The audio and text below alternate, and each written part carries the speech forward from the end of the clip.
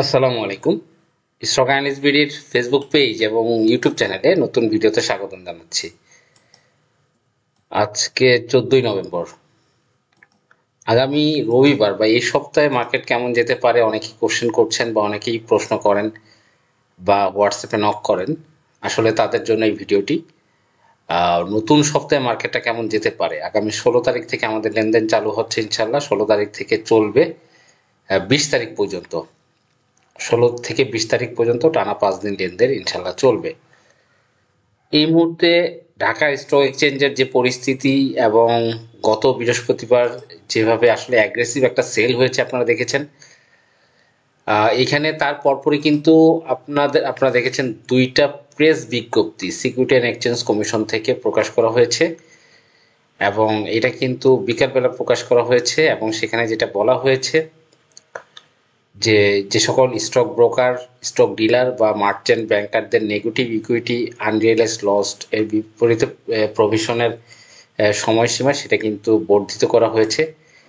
তো একটা রক্তক্ষরণের পরে তারা কিন্তু এই সময়টা কিন্তু বর্ধিত করলো এবং এইখানে টোটাল 28টা ব্রোকারেজ হাউস রয়েছে। 28টা ব্রোকারেজ হাউস তাদের যে লোন রয়েছে সেটা কিন্তু বর্ধিত করা হচ্ছে এবং সিগনেচার করেছেন মোহাম্মদ মোহাইমিনুল হক, সহকারী পরিচালক ও সহকারী মুখপাত্র, বিএসইসি।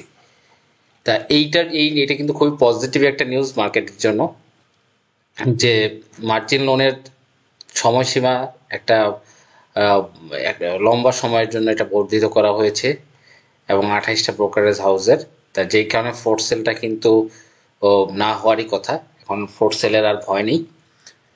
সেই হিসাবে মার্কেটের ইন্ডেক্স কিন্তু আমরা যদি দেখি যে একটা সাপোর্ট জোনে কিন্তু কাছাকাছি ঘুরছে এবং মার্কেটের ইন্ডেক্স কিন্তু 4678, এই মুহূর্তে 4672 এবং 4700, মানে এই সাপোর্ট জোনের কাছাকাছি কিন্তু ঘুরছে। রবিবার কিন্তু বাউন্স ব্যাক ক্যান্ডেল আমরা হয়তো ইনশাল্লাহ দেখতে পারি, কারণ মার্কেটে ফোর্স সেলের এটা কিন্তু আশা করি আর থাকবে না, ফোর্স সেলের বিষয়টা থাকবে না। আর আরেকটা বিষয় সেটা হলো এই যে লেনদেন হয়েছে, লেনদেন কিন্তু 383 কোটি টাকা হয়েছে। আমরা ডিএসসি এক্স এ যদি দেখি সেখানে আমরা দেখব যে লেনদেন যথেষ্ট ভালো হয়েছে তার আগের দিনের থেকে।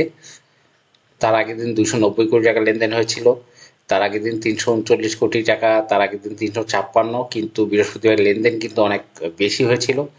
এখন যারা মার্কেটে প্রকৃত বিনিয়োগকারী আমাদের মার্কেটে তারা কিন্তু এখনো রয়েছে, তারা কিন্তু যখন চূড়ান্ত ফল হয় তখন কিন্তু তারা শেয়ার কিনে।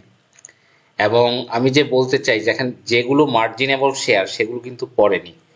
অনেকটা আতঙ্ক ছিল বৃহস্পতিবার, আতঙ্ক ছিল গ্রামীণফোন মার্জিনেবল শেয়ার এবং মার্জিনেবল শেয়ার তারা কিন্তু সবসময় ছিল, কিন্তু সেই গ্রামীণফোনই পড়েনি। ফোর্থ সেল হওয়ার কথা ছিল গ্রামীণফোনের, ফোর্থ সেল হওয়ার কথা ছিল স্কয়ার ফার্মার, ফোর্থ সেল হওয়ার কথা ছিল ওয়ালটনের, কিন্তু বরঞ্চ উল্টা চিত্র, সেই ওয়ালটন কোম্পানির দাম বেড়েছে। ওয়ালটনের পি রেশিও 12 এবং তারা marginable share. Square Pharma marginable share, Square Pharma forced sale হওয়ার কথা ছিল, কিন্তু স্কয়ার ফার্মা যে যত পিস সেল করেছে সবগুলো কিন্তু শেয়ার কিনে নিয়েছে। 5,92,546টি শেয়ার বিক্রি হয়েছে, লেনদেন হয়েছে। সবগুলো শেয়ার কিন্তু মানে বায়াররা কিনে নিয়েছে। তা যাদের ফোর্থ সেল হওয়ার কথা ছিল, যে স্টকগুলোর যেগুলো মার্জিন পায় সেগুলো কিন্তু ফোর্থ সেল হয়নি। এবং আমি যেটা মনে করছি আতঙ্কে বিনিয়োগকারীরা শেয়ারগুলো সেল করেছেন একদম লাস্ট পর্যায়ে। Market today or tomorrow bounce back করবে, এটাই স্বাভাবিক, এটাই মার্কেটের ধর্ম। আমাদের রবিবার কিন্তু এই যে 22শে জুন 2025 তার একটা সাপোর্ট জোন যেখান থেকে মার্কেটে উঠেছিল, সেই একটা সাপোর্ট জোনের একদম কাছাকাছি অবস্থান করছে দেখতে পাচ্ছেন। এবং এই সাপোর্ট জোন থেকে মার্কেটটা ইনশাল্লাহ ঘুরে যাবে আমরা আশা করছি, যেহেতু ফোর্থ সেল যেই ব্রোকার হাউসগুলো করার অ্যাবিলিটি ছিল তারা কিন্তু সম্পূর্ণরূপে তাদের প্রভিশন পিরিয়ডের সময়কাল বাড়িয়েছে। সিকিউরিটি অ্যান্ড এক্সচেঞ্জ কমিশন একদম লাস্ট টাইমে তারা এই কাজটা করছে। সেই কাজটা তো করলো একদম মার্কেট শেষ হয়ে যাওয়ার পরে করলো। তো এই কারণে মার্কেট বাউন্স ব্যাক করবে ইনশাল্লাহ, আমরা আশাবাদী। মার্কেটে ভয়ের কিছু নেই, কারণ যাদের ফোর্থ সেল হওয়ার কথা ছিল তারাই কিন্তু ফোর্থ সেল হইল না। রবি, এই স্কয়ার ফার্মা, এদের ফোর্থ সেল হওয়ার কথা ছিল। ওয়ালটন, এদের পি রেশিও 40-এর নিচে, এরা মার্জিনেবল, কিন্তু এরাই ফোর্থ, এদের দাম বাড়ছে, ওয়ালটনের দাম বাড়ছে। সাজিবাজার পাওয়ার কোম্পানি ভালো করেছে, বাড়ছে, এদের কিন্তু ফোর সেল, এদের পি রেশিও 8। আপনি ভালো ভালো কোম্পানি দেখেন, যমুনা অয়েল দেখেন, পদ্মা অয়েল দেখেন, মেঘনা অয়েল দেখেন, এরা ফোর সেলের আওতায় পড়েনি। যত আজে বাজে যেগুলো মার্জিন পায় না সেগুলো ফোর সেল হয়েছে। এই হচ্ছে একটা বিষয় যে আশা করি ইনশাল্লাহ বাউন্স ব্যাক করবে, টেনশনের কোনো কারণ নেই। যারা আমাকে নক দিচ্ছেন যেহেতু এবং মিউচুয়াল ফান্ডের যদিও একটি সকালে বলেছিলাম যে একটা ব্যাড নিউজ, কিন্তু এটা আর একটা গুড নিউজও আছে। যে সকল মিউচুয়াল ফান্ডগুলো মনে করেন, মিউচুয়াল ফান্ডগুলোর এখানে যেটা বলা হয়েছে 25%, মানে ন্যাপ থেকে যদি 25% মানে 75% প্রাইস ফল করে, মাত্র 25% থাকে, তাহলে কিন্তু সেটা বিলুপ্ত হতে পারবে। তা এতে কি লাভ হলো? মিউচুয়াল ফান্ডে যারা বিনিয়োগকারী আছেন, যেমন আমি যদি সর্বনিম্ন মিউচুয়াল ফান্ড ইবিএল এনআরবি, এটা থেকে যদি 2 টাকা 10 পয়সা আছে, তা এইটা যদি এটার ন্যাপ কত, 6 টাকা 46 পয়সা, 6 টাকা 46 পয়সা হলো ন্যাপ, নেট অ্যাসেট ভ্যালু। এখন এইটা যদি আপনার কতটুকু এটা নামবে আমরা একটু দেখি। 6 টাকা 46 গুণ হচ্ছে 25%, এটা যদি 1 টাকা 60 পয়সা হয়ে যায়, এখন 2 টাকা 10 আছে, এটা যদি 1 টাকা 60 পয়সা হয়ে যায়, তখন কিন্তু এর বিনিয়োগকারীরা চাইলে এটা বিলুপ্ত করে দিয়ে, এই মিউচুয়াল ফান্ডটাকে বিলুপ্ত করে দিয়ে এটা যে ন্যাব সে অনুসারে টাকা নিতে পারবে।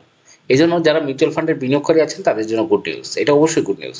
কারণ যদি এই ন্যাবের থেকে প্রাইসটা 75% কমে যায়, 75% যদি প্রাইস মার্কেটে কমে যায়, তাহলে কিন্তু এইটা বিলুপ্ত হয়ে এটা ন্যাবের পরিমাণ টাকা, তার মানে যদি এটা যদি 1 টাকা 60 পয়সায় নামে, তাহলে এইটার বিনিয়োগকারীরা কি করতে পারবে?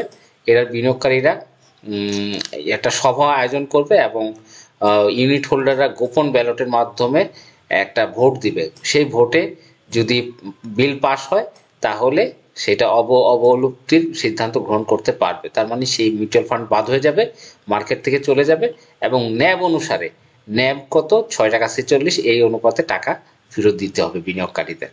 তার মানে এটা মিউচুয়াল ফান্ডের জন্য এক হিসাবে ভালো নিউজ, যে মিউচুয়াল ফান্ডের প্রাইস যেভাবে কমছে, এটা যদি 75%-এরও নিচে নেমে যায় প্রাইসটা, ন্যাবের থেকে 75%ও কম, সেই হিসাবে এইটার প্রাইস হইতে হবে 1 টাকা 60 পয়সা। 1 টাকা 60 পয়সা যদি হয়ে যায়, এই সকল মিউচুয়াল ফান্ড 6 মাস পরে এগুলা বিলুপ্ত হয়ে যাবে। তখন ন্যাব অনুসারে যে টাকাটা থাকবে সেটা শেয়ার ইউনিট হোল্ডারদের দেওয়া হবে। এভাবে করেই প্রত্যেকটা মিউচুয়াল ফান্ডে, এটা 2 টাকা 20, এটা যদি 1 টাকা 60 পয়সা নিচে নেমে যায়, 6 টাকা আকারে বিনিয়োগকারীরা ফেরত পাবে। তারপর পিএসপি, এইটাও যদি 1 টাকা 60-এর নিচে নেমে যায়, সেটা কিন্তু বিনিয়োগকারীরা প্রায় 7 টাকার কাছাকাছি ফেরত পাবে। তারপরে এইটাও যদি 1 টাকা 60-এর নিচে নেমে যায়, বিনিয়োগকারীরা 7 টাকা 45 পয়সা বা 7 টাকার কাছাকাছি ফেরত পাবে। তা মিউচুয়াল ফান্ডে যারা বিনিয়োগ রয়েছে তাদের জন্য আসলে ভয়ের কিছু নেই। এইটা যদি আপনাদের প্রাইস পড়ে যায়, 75% পড়ে যায়, আপনারা এইটা বিলুপ্ত করে, এটা 6 মাস পরে যে একটা ভোট হবে, সেই ভোটে বিলুপ্ত করে কিন্তু আপনারা আপনাদের যেই নেট অ্যাসেট ভ্যালু সেটা কিন্তু বুঝে পাবেন। এটাই কিন্তু নতুন নীতিমালায় বলা হয়েছে। এটা অবশ্যই বিনিয়োগকারীদের পক্ষে এবং খুবই ভালো হয়েছে যে প্রাইস এত ফল করলে বিনিয়োগকারীরা ভোটের মাধ্যমে সেটাকে অবসায়ন করে তার ন্যাব অনুসারে টাকা ফেরত পাবে।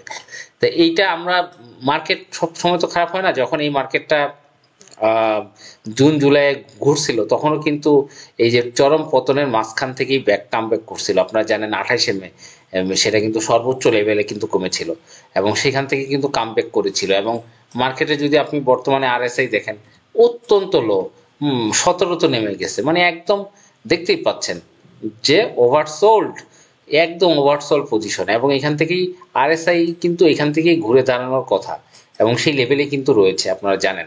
তা মার্কেট ইনশাল্লাহ ঘুরে যাবে, টেনশনের কোনো কারণে এই সপ্তাহে ইনশাল্লাহ মার্কেট ঘুরে যাবে। এবং যারা, আমার কথা হলো যে বৃহস্পতিবারও তো শেয়ার কিনছে, কেউ না কেউ শেয়ার কিনছে, তারা কেন কিনছে? তারা এই সময়টার জন্য ওয়েট করে, মানুষ যখন সবাই কান্নাকাটি করে তখন তারা শেয়ার কিনে। আমরা যদি এখানে টপ ভলিউমে দেখি, টপ ভলিউম দেন কি পরিমাণ শেয়ার তারা কিন্তু কিনছে। এই যে সাপোর্ট 41 লাখ, রবি 35 লাখ, ডোমিনেজ, তারপরে সিমটেক্স 24 লাখ, যদি যে সকল কোম্পানিগুলো বামে হল্ট হয়েছিল সেগুলো তো লেনদেন হয়েছে। টপ লুজার কোম্পানিগুলো যদি আমরা দেখি, সেখানেও কিন্তু দেখবো যে কি পরিমাণ শেয়ার কিনছে। টপ লুজারে যাই, মিরাকেল এই যে 1,81,000 শেয়ার কিনলো। তারপর হচ্ছে লাভেলোর মতো কোম্পানি দেখেন, লাভেলোর মতো 9 লাখ শেয়ার লেনদেন হয়েছে, লাভেলোর মতো বামে হল্টে। তো এই শেয়ারগুলো কারা কিনলো? এই যারা চৌকস বিনিয়োগকারী, যারা এটার পার্টি স্মার্ট মানি, তারাই কিন্তু শেয়ারগুলো বাইব্যাক করে নিয়েছে। এই যে 9,41,000, তারপরে এশিয়াটিক ল্যাব 7 লাখ শেয়ার কিন্তু কিনে নিছে। তারপরে আপনার ড্যাফোডিল কম্পিউটার 87,000, যেগুলো দেখেন ম্যাক্সিমাম কিন্তু অনেক বড় বড় ভলিউমে লেনদেন হয়েছে। বিডিতে 5 লাখ লেনদেন হয়েছে। তো এই সকল শেয়ারগুলো কিন্তু আপনার যারা স্মার্ট চৌকস বিনিয়োগকারী, তারাই কিন্তু এই যখন দেখে যে মার্কেট ঘুরে যাবে, তখনই কিন্তু তারা শেয়ারগুলো কিনে। মার্কেটের আরএসআই সবকিছু যেহেতু একটা press notice security exchange commission দিয়েছে, এবং তারা আমরা আশা করব তারা এই যে 27টা কোম্পানি 28টা কোম্পানি দিয়েছে, এগুলোর উপর তদারকি করবে, কোনোভাবে যেন তারা এই যেই প্রেস বিজ্ঞপ্তি এটার উপরে মানে কোনো ধরনের উল্টাপাল্টা অ্যাকশন দিতে না পারে, আমরা এটা আশা করব, এবং মার্কেট অচিরে ইনশাল্লাহ ঘুরে যাবে। ধন্যবাদ। আসসালামু আলাইকুম।